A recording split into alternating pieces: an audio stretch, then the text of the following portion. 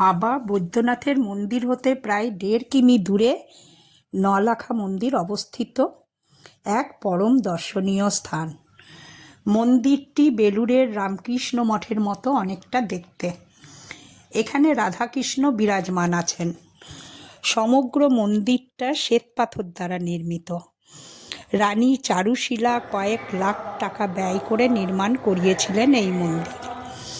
তিনি কলকাতার পাথুরিয়া ঘাটের রাজঘরানার কুলবধূ ছিলেন। অল্প আয়ুতেই তার স্বামী অক্ষয় ঘোষ ও পুত্র যতীন্দ্রনাথ ঘোষ শিশু অবস্থাতেই মারা যায়। রানীর সংসারের প্রতি বিরক্তি হয়ে যায়। তিনি করণীবাদে এসে সিদ্ধ পুরুষ বালানন্দ মহারাজের আশ্রমে এসে বাস করতে থাকেন।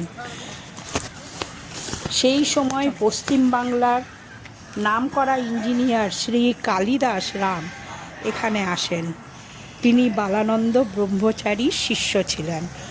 নলাখা মন্দিরের নির্মাণ কাজ তাকে দিয়েই করানো হয়। মন্দিরের উচ্চতা প্রায় 146 ফিট। মন্দিরটা দেখতে খুবই সুন্দর। যারা এখনো এই মন্দির দেখনি তারা অবশ্যই গিয়ে দেখবে। আর